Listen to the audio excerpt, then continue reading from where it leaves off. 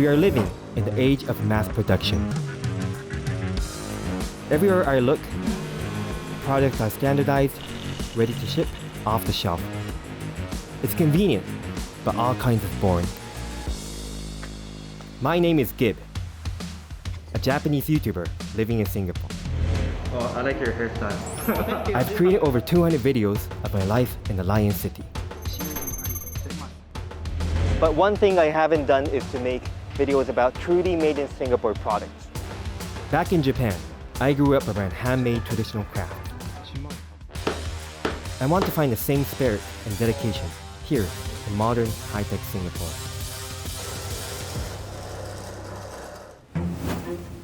In this episode, I found out what it takes to master the art of pasta making. Just look at his skills. How much practice do you need? Got a year, constant practice. A year. And I might have bitten off more than I can chew. Me helping you. Yeah, second pair of hands. When I help prepare for a dinner event. You really want to move fast because pasta dough can be quite sensitive. So I have 3 days to learn this. You two for rating. So how's the pasta?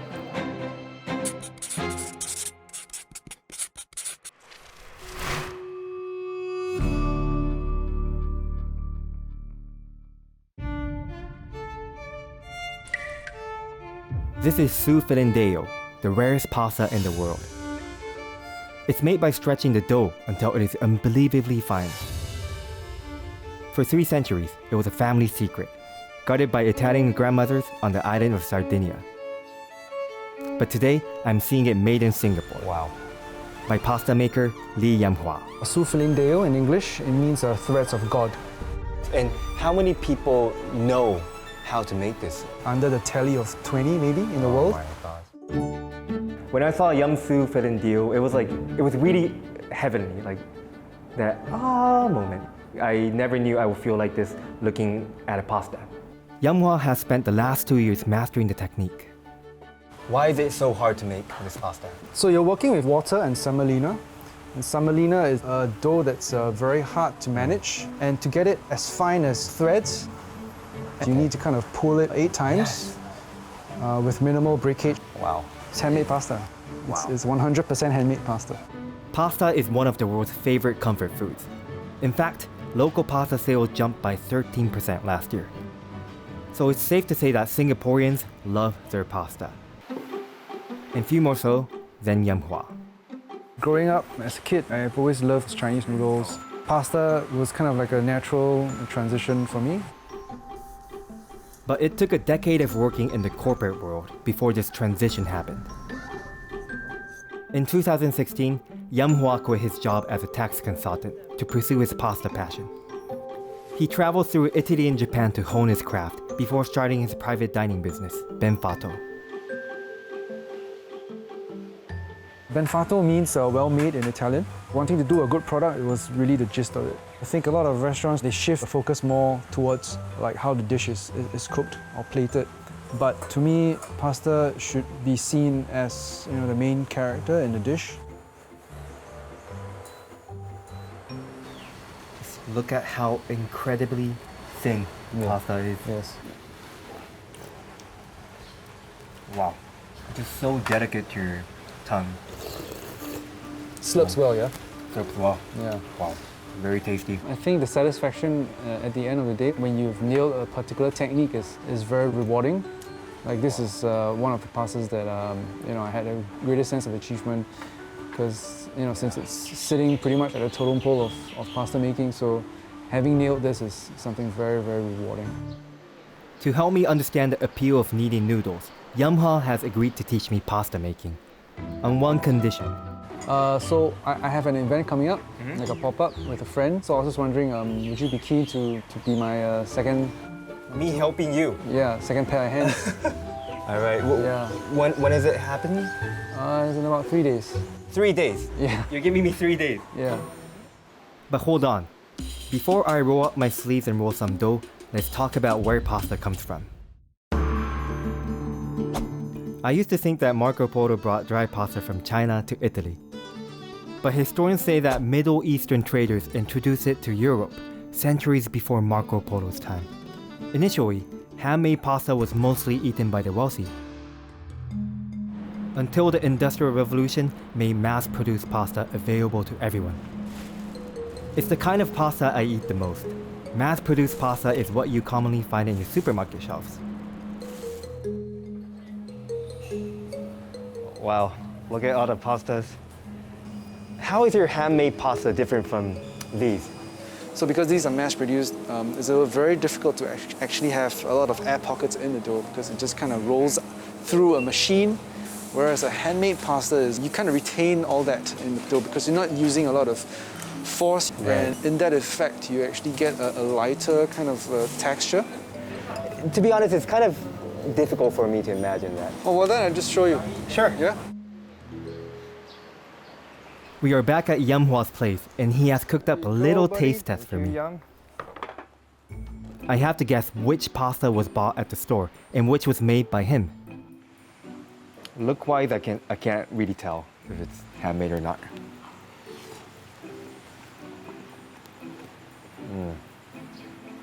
That's so good. Perfectly boiled, perfectly al dente. We'll try this one. Try this one.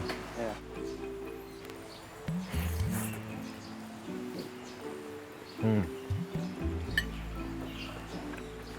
The moment you bite, right, it kind of crumbles in your mouth. I feel like it's more fragrant. I think this was made by you. So yes, you're right. This is the handmade pasta. The main difference, as I learned, So just crack. is that fresh pasta contains eggs. It's kind of a wet okonomiyaki. Okay, I don't know what that is. It's like a Japanese pancake. It's quite difficult, isn't it? Like trying to make sure the wall doesn't get destroyed. Yeah, so once you're kind of like at this stage, you just kind of pick it up. Like this. Yeah, just like that. Yeah. With the dough mixed and rested, it's time to roll it out. We're going to be using one of these. Okay? Ooh. So this is a very traditional implement that they use in Emilia-Romagna. And I'm guessing you're gonna hit me with that if I mess it up. Yeah, I'm going to hit you with this. I learned the art of using the mattarello when I was in Bologna. Whatever I do, the processes and techniques, they're all based off traditional methods. I think the best way to learn about something is just to kind of learn the fundamentals, because tradition came about, based on hundreds of years of practice and trial and errors. Like You don't this. have to do that. It's kind of... Oh, okay. And from the middle. Yeah. Keep it there. Yeah. You really want to move fast because pasta dough can be quite sensitive when exposed to air for a prolonged period of time. But just making sure that it's more or less even throughout. Okay. All right. Quite tiring already. I understand why you were sweating just now. Yeah. Soon, Yum Hwa had to step in before I ruined the dough. Okay. I think it's getting a little bit dry there. Maybe I'll just take over real quick. Right, so just want to very extend the dough a little bit as well. Yeah. Just look at his skills. It's so complex. How much practice do you need to reach this level? About a year, constant practice. Weird. It only takes Yum Hwa less than 15 minutes to roll out a sheet of pasta dough that's 1 millimeter thick. So it has to be this thin. Wow. Right, so you kind of see your hand through it. So depending on what pasta you're making, this is usually how thin it's supposed to be. And you just kind of press and We are making a type of pasta I've never seen before, you get your the moment. corzetti stampati. Oh, that wasn't too difficult.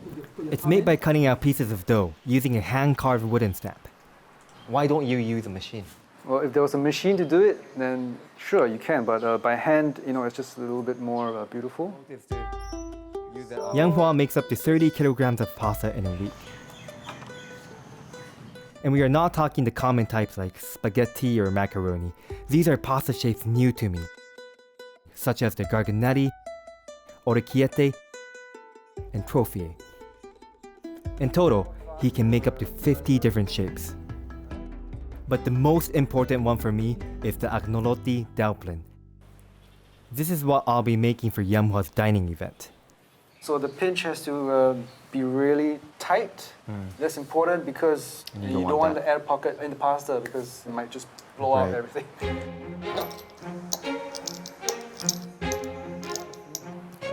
Twice, right? One. Yeah. Well, yeah.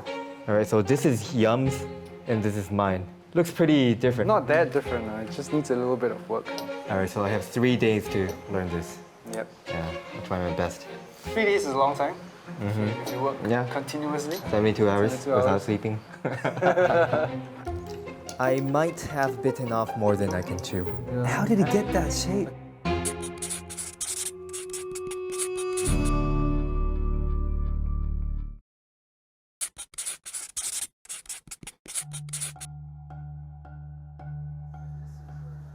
I'm helping home-based pasta maker Lee Yum-hwa of Fatto prepare for an upcoming dinner event. So Yum, what are we shopping for today? So just looking at some pumpkin, some squash. Yum-hwa started Fatto in 2018 after learning the basics of pasta making online. But to push his craft further, in 2019, Yum traveled to the cultural heart of pasta, Italy. In Italy, I actually attended a school where they actually roll pasta exclusively by hand. They are very passionate about using only traditional tools. No machines at all. No machines. You go to this laboratorio, it's just wooden pasta tables, rolling pins, cutting tools, brass tools. So usually, chefs would just kind of lean towards easier to make shapes. But what I do is I explore and go a little bit deeper in terms of the integrity of the pasta dough and talk about different shapes out there, more technical shapes.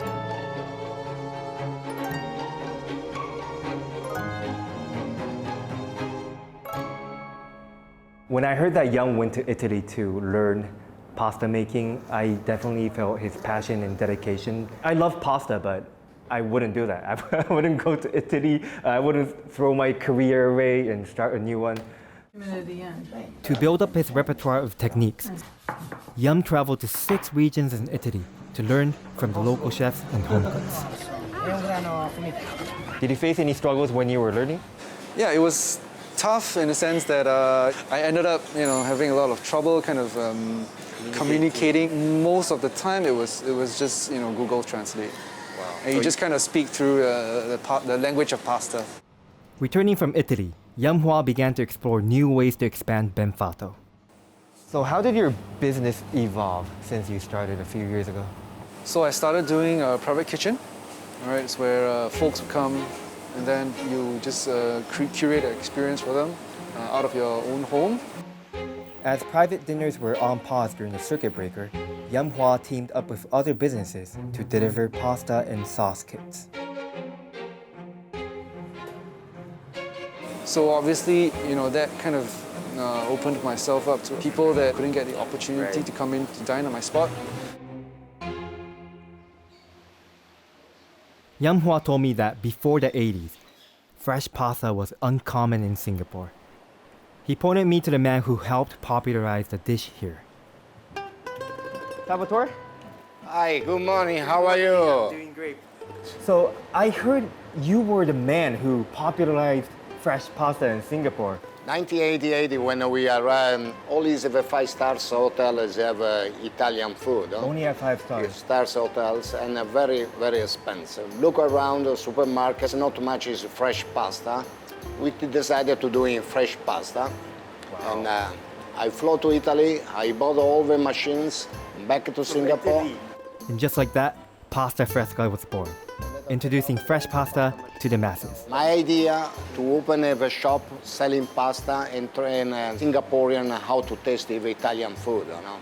How was their reaction when you first started? Beautiful, beautiful. Beautiful. Long queue, everybody is in a novelty in Singapore. Here, pasta is made by machines rather than by hand. Okay, we take the flour. We're doing 60% is the flour 00 and 40% of semolina flour. There goes the water. Salvatore tells me the machines can make 12 different shapes. That's impressive, but fewer than what Yum-hwa can make by hand. Oh, it's coming out. Look at this. For handmade pasta, you can serve about 4 or 5 people per time. But with a machine, we can serve so many people. By hands, I can do many things, but small, for small people. Machine is, I can do a lot. Wow. Do you think I can try? Yes, please. All right, that'll be great. Okay, All right, it's now my turn. please. Oh wow, this is warm. Yes, is the one. Is this good? Yes, fast. Oh. Okay, good. Oh, that wasn't too bad. It takes only 30 minutes to produce 5 kilograms of pasta with a machine. By hand, it would have taken 6 hours. But what I really want to know is whether machine-made pasta tastes different compared to handmade pasta. All right.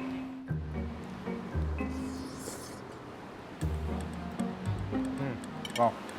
Are you fine? Delicious. That was word. It's difficult to tell the difference between completely handmade pasta versus your machine-made one. It makes me wonder if it tastes almost the same as handmade pasta. Why are people attracted to handmade pasta? It's more memories. Memory, like a story. Recall is the memories when it's mama, when all the little kids we are around the tables and things. All of this is a difference. So right now I'm an apprentice of a local pasta maker. Would you want to try it out? Of course, I'd like you to try that. We are getting a preview of what will be served up at Yamhua's dining event. It will be held at Mia Tavola, run by American-Italian chef Nick Pediccioni, who will be doing the cooking. The pasta is, of course, made by Yamhua. I'm curious to know if Yum's pasta gets the seal of approval from Italian chefs. Okay, thank you. You're welcome.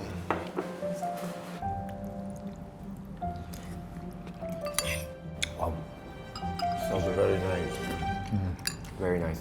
Does it taste like it's made by an Italian grandmother? I mean, if you blindfolded me, no one would know who made this. It's perfect. It's tasting and the shape is beautiful. It's great to see the pasta making trade everywhere. When I came here and I saw his Instagram, I was like, what is this? You can't even get this in New York the way that he does it with the mozzarella. Whoever's making pasta, as long as it's good, I'm gonna eat it. There's no borders for pasta, right? I'm very happy now because it's when we start in 1988, everybody know only macaroni. Now is more people know about the different shape, different pasta. We are super full now, so it's back to the pasta table and back to work. So I'm back to Yum's kitchen. I have 2 more days to perfect this pasta. Now it's just a matter of getting the seals to come together.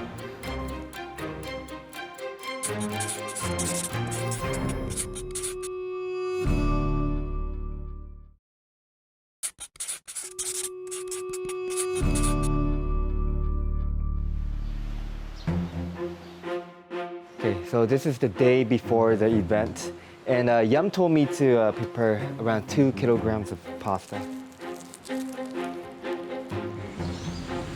I just hope I don't mess up.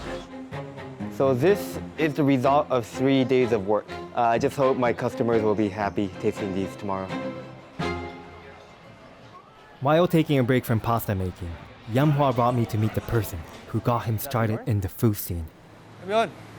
Hey! What's up, man? What's up, guys? What's up? Nice to meet you. And it's none other than the owner of Artichoke and MasterChef Singapore judge, Bjorn Shen. Bjorn sparked a casual dining revolution in 2010 when he first opened his restaurant, Artichoke. So, how did you guys meet each other? We went to the same primary school. And he doesn't believe me, right? But I remember this story very, very clearly. I saw him sitting on the steps one day, struggling to open this ice cream. That is so cute. But then I walked up from behind, I'm like, excuse me, can I open it for you? And then I opened it for him. I watched him eat his ice cream. Wow, that's how it started. That's the love story of Yamhua and Bjorn. That's Bjorn's story. So we were already kind of like in touch, and then it so happened he had a spot opened, and I expressed an interest to jump on board and learn the ropes of what F&B is about, running a kitchen, running a business. And it was only towards the end of my stint at Artichoke where I was deciding to focus more on pasta making. Coupled with his encouragement, like, hey, I think, buddy, you should seriously think about doing this private kitchen thing. That home platform, because there's a lot lower in terms of the overheads. It was a perfect kind of launching pad for me. Do chefs like Yum pose a threat to restaurant owners like you? Absolutely not. Yeah, I think not too. No. Yeah. It's great when we have a competitive economy because it keeps businesses continually innovating. So whatever private dining owners are doing really does just encourage people to come out more in general. I agree. It's fantastic. And also, you know, the thing about private kitchens is you're limited by the scale. The waiting list is unbelievable. How long is your wait list right now? 1 to 2 years. You heard it from the man himself. Who else has 1 to 2 year wait list? Come on. A 2-year wait list? Maybe I should start a private kitchen myself.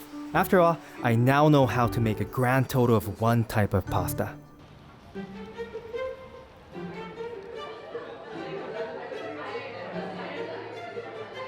Hi guys, here's some water for you.